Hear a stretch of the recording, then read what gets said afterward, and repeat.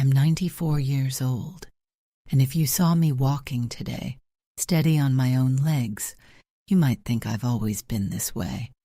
I haven't. There was a time, not that long ago, when I almost lost my legs without losing them.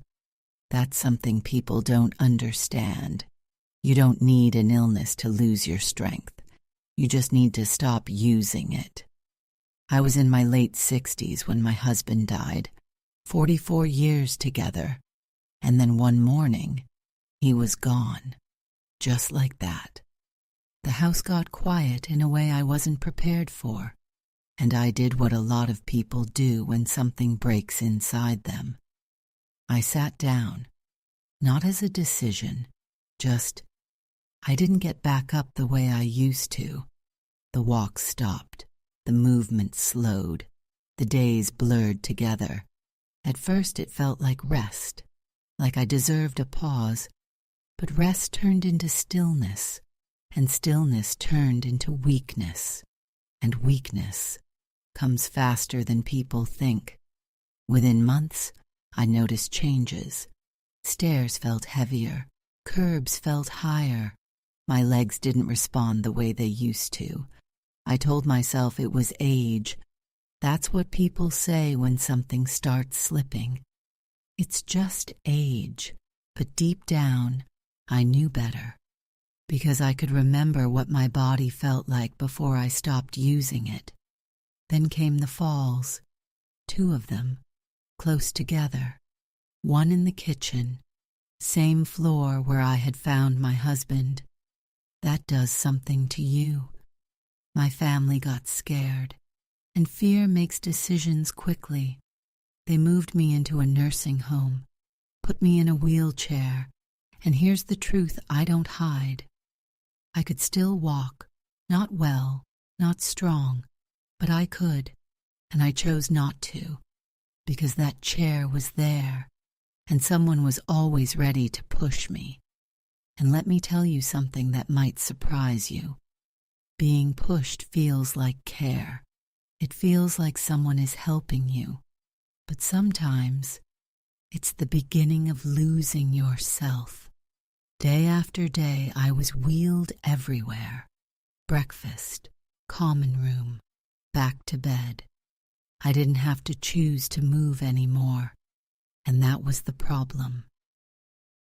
Because the body listens to what you do and what you stop doing. In less than 2 years, my legs changed completely. They didn't look like mine anymore, thinner, weaker, unsteady. Not from disease, from sitting. That's how fast it can happen. People think it takes years. It doesn't. It takes months of not using what you have. And here's the hardest part. I knew, deep down, I had done this to myself, not intentionally, but through small choices, comfort, ease, avoidance. At 94, I'll tell you this plainly. Comfort can be the most dangerous thing in your life if you stay in it too long, because the body doesn't stay the same. It adapts, and if you give it stillness, it will learn to shut down. That was the lowest point, sitting in that chair, realizing I had slowly given up something I still had, and that's where this story really begins. Because what I did next, most people wouldn't believe. I didn't have a trainer, I didn't have equipment, I didn't even have strength, but I had something else, a decision. I'll tell you what that decision was in the next part. That decision didn't come from hope. It came from anger, not at anyone else, at myself. I remember sitting in that chair one morning watching another woman, Josephine. She had come in walking on her own 2 legs, strong, independent. Within a little over a year, she was being carried to the bathroom, not because she had some terrible disease, because she had followed the same path I did.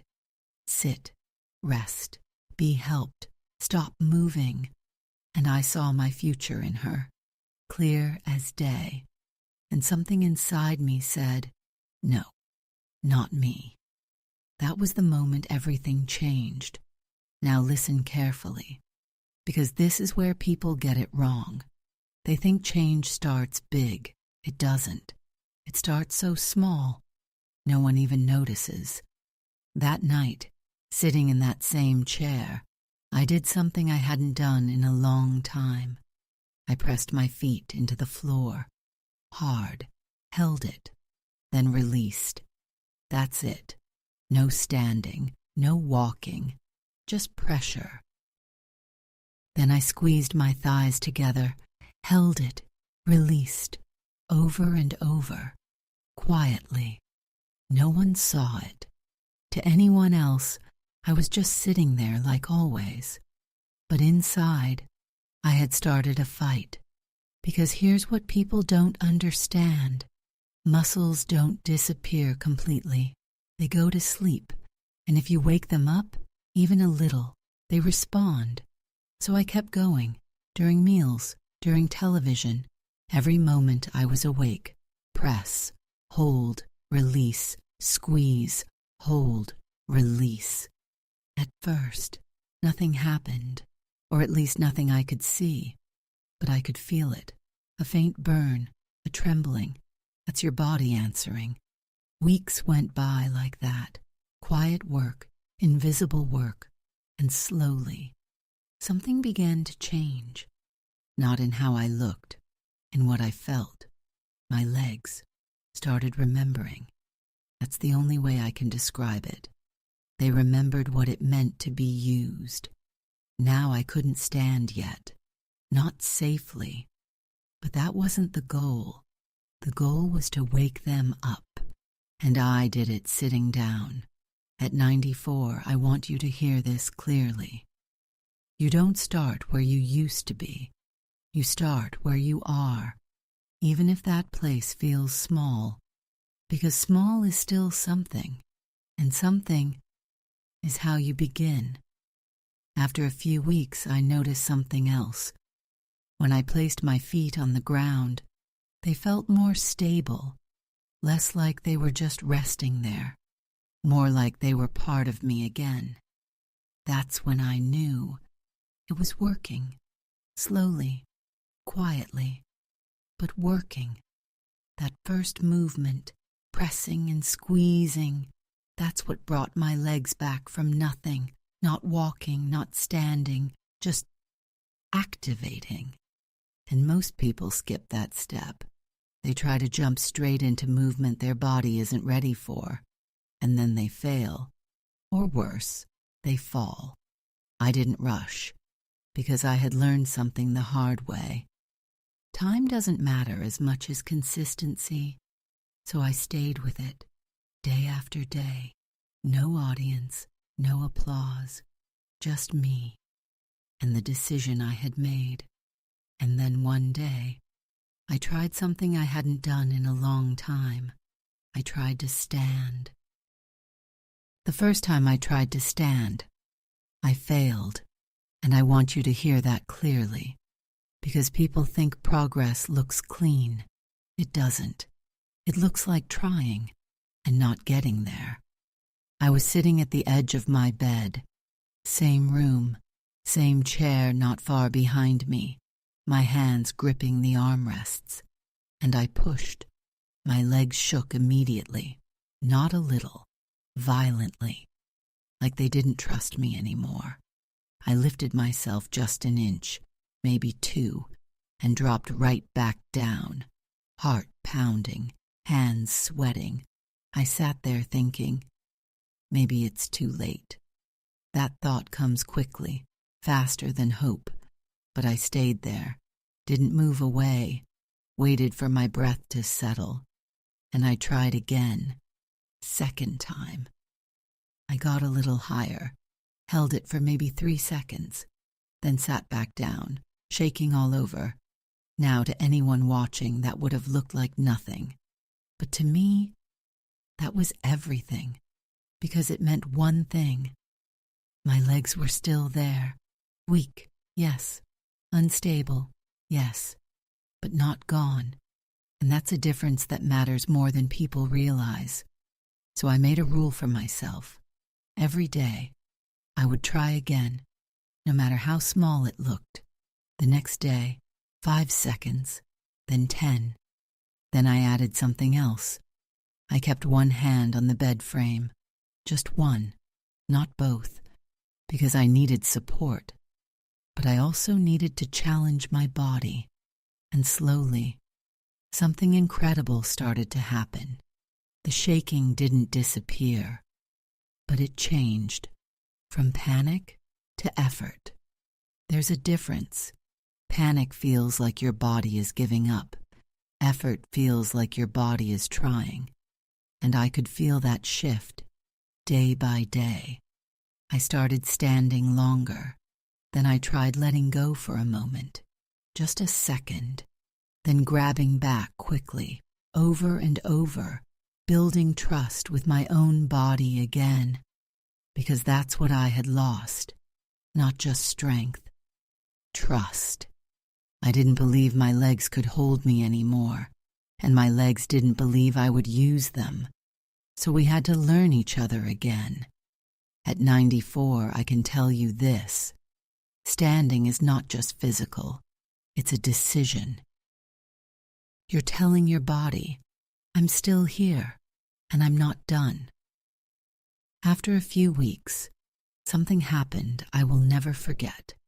I stood up, and I didn't grab anything, no chair, no bed, nothing, just me. For a moment, I was completely still, balanced, holding my own weight, and I cried. Not because it hurt, because I had forgotten what it felt like to hold myself up. That's something people take for granted until it's gone. Now listen carefully. That second movement, standing, even for a few seconds, that's what brought my independence back. Not walking yet, just standing. Because if you can't stand, you can't do anything else, and most people rush past that. They try to walk before they can hold themselves. That's where falls happen. That's where fear comes back. I didn't rush.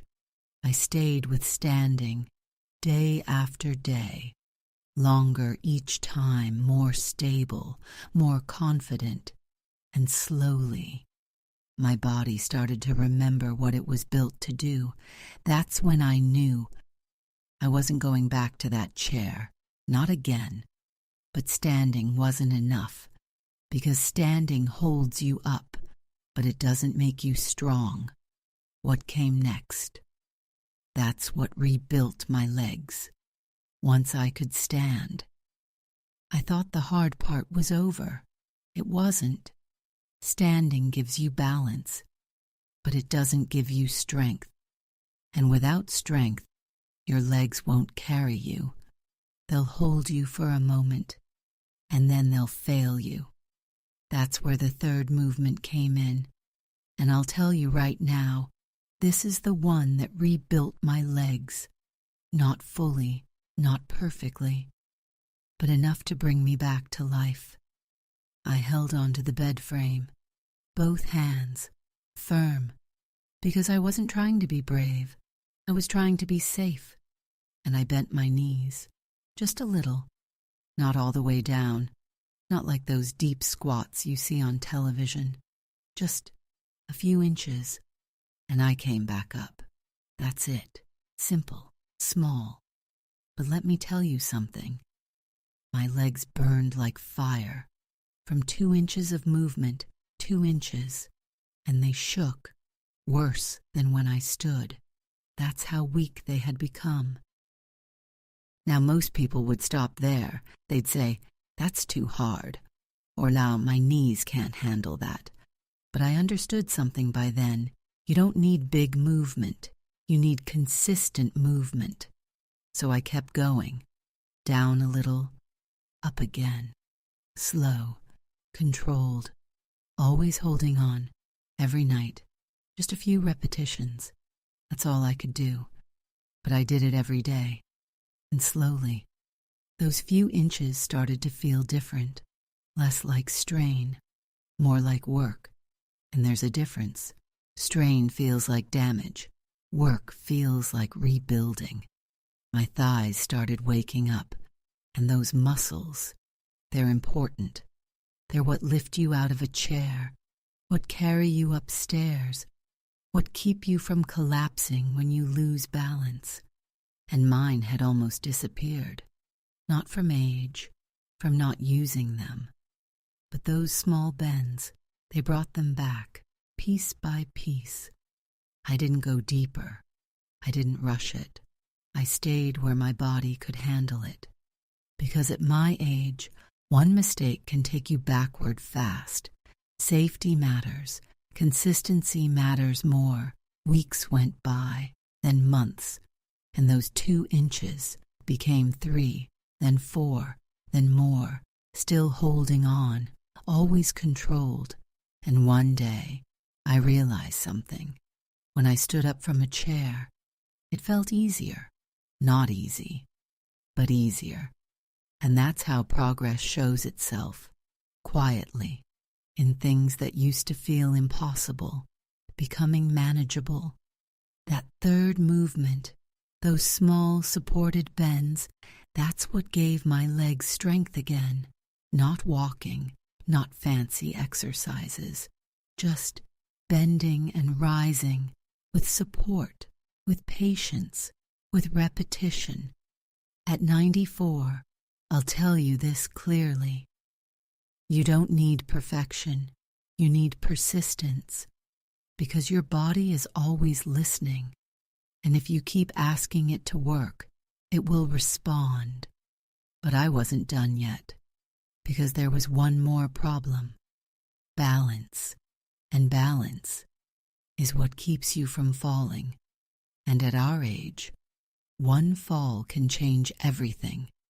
What I did next, that's what kept me on my feet. The fourth movement was the one that saved me from falling.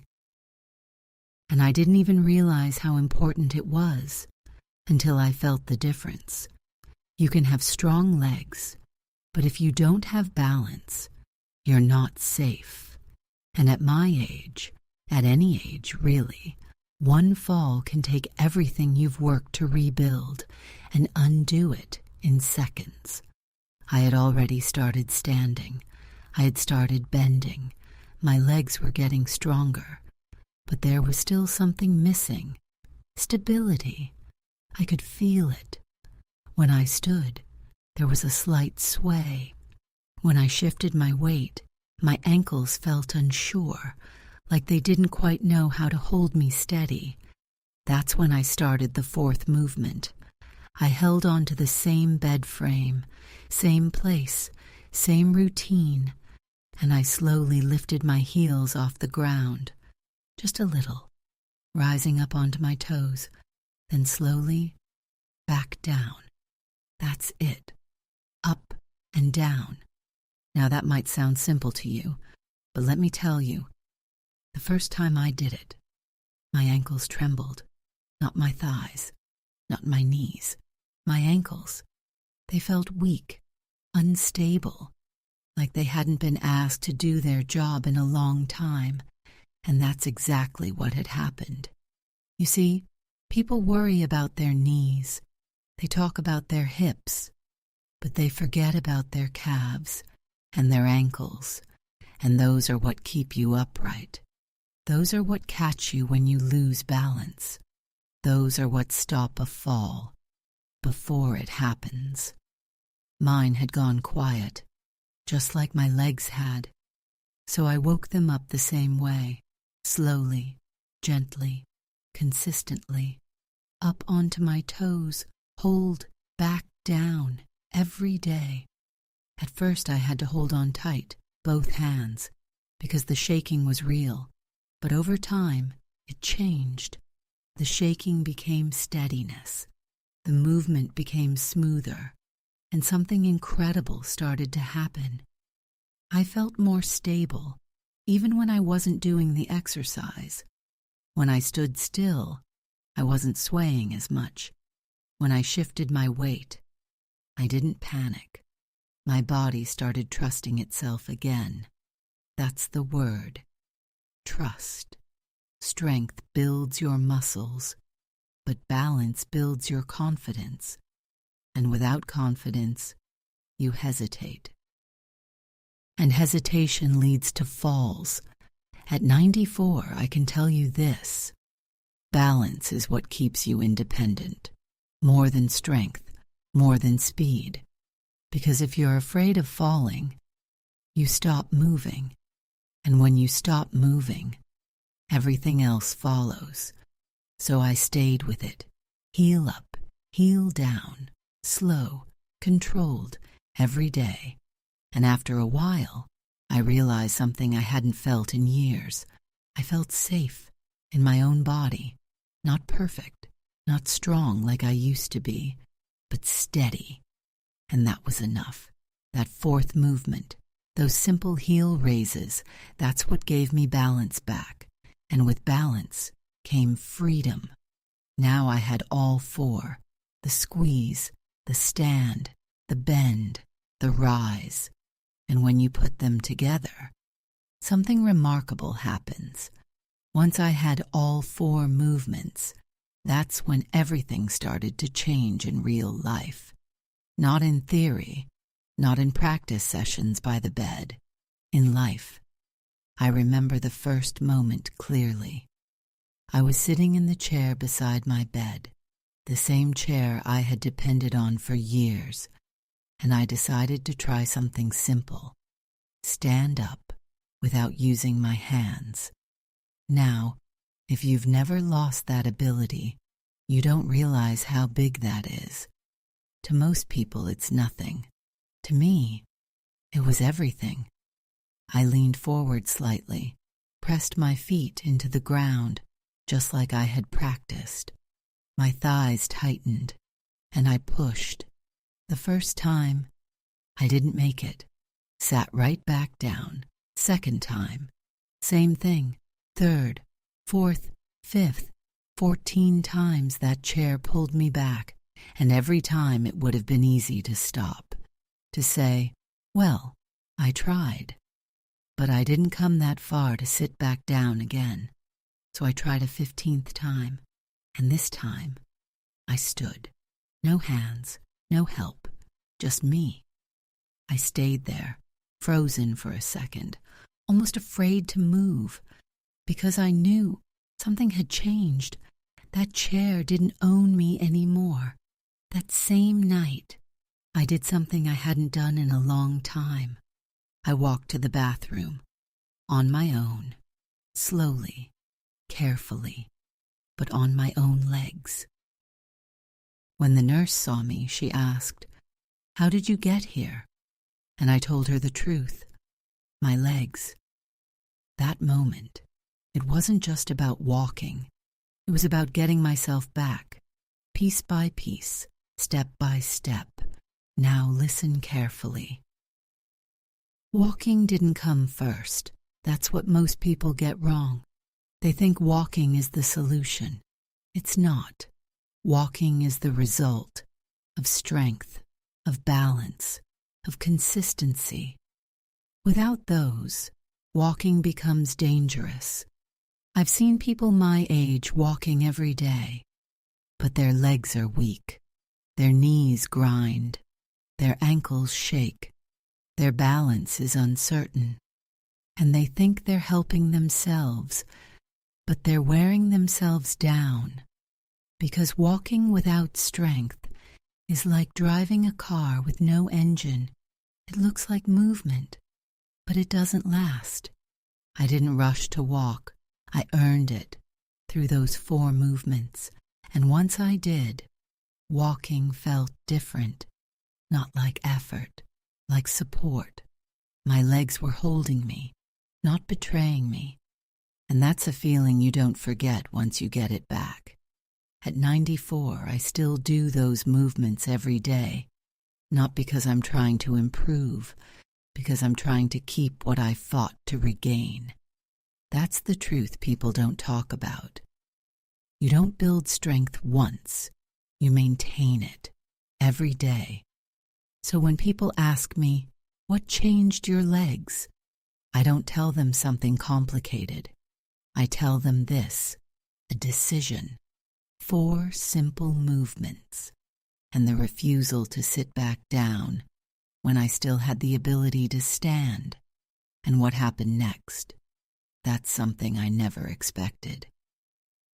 What happened next wasn't just about me. That's the part I didn't expect. Because when you change yourself, people notice. At first, it was just small things. Someone saw me standing longer. Someone noticed I wasn't asking for help as much. Then one morning, I was by my bed, holding the frame, doing my bends, same as always. And another woman in the room said, "What are you doing?" I told her, "I'm getting my legs back." She laughed a little, not in a mean way. Just like she didn't believe it was possible. But the next day, she was watching again, and a few days later, she tried it, holding onto her chair, bending just a little, shaking, just like I had, and I saw it in her face. That same realization. I can still do something. That's where it started. Not a program, not a class, just people, noticing. Within a week, there were a few of us, standing, holding on to whatever we could, beds, chairs, countertops, bending a little, rising up on our toes, shaking, yes, but trying. Within a month, there were more, 10, then 15, then more than I could count without turning my head. The common room started filling up in the mornings, not with people sitting, but with people standing. Do you know what that looks like? People in their 70s, 80s, even 90s, shaking, laughing, encouraging each other, holding on but not giving up. The staff got nervous at first. What if someone falls? And I told them something I still believe. They're already falling, just slowly, quietly, in those chairs, losing strength they don't even realize they still have. And something changed in that place. People started talking more, eating better, arguing a little even. And let me tell you, that's a good sign. When people argue, it means they still care. They're still alive inside. I remember one woman, Clara, 88, hadn't left her room in almost a year. One morning, she walked into the dining room, on her own legs, no walker, no help. The whole room went quiet. Then someone clapped. Then everyone did. And Clara just stood there, holding nothing but herself, crying. We all cried, because we knew what that meant. It wasn't just walking, it was getting herself back, just like I had. Now listen carefully, because this is the last thing I want to leave you with. I didn't change because I had the perfect plan. I changed because I refused to accept the direction I was going. 4 simple movements. That's all it was. Pressing my feet into the ground, standing up, bending my knees a little, rising onto my toes. Nothing fancy, nothing expensive, just consistent. Every day. At 94, I still do them. Not because I'm trying to become something new, but because I know how easy it is to lose what you already have. So if you're sitting there right now, comfortable, thinking, I'm fine, let me tell you something gently, but honestly, that's exactly where I was, and that's exactly how it starts. You don't lose your legs all at once. You lose them, one decision at a time. So when this ends, do one thing. just one. Press your feet into the floor. Stand up. That's where it begins.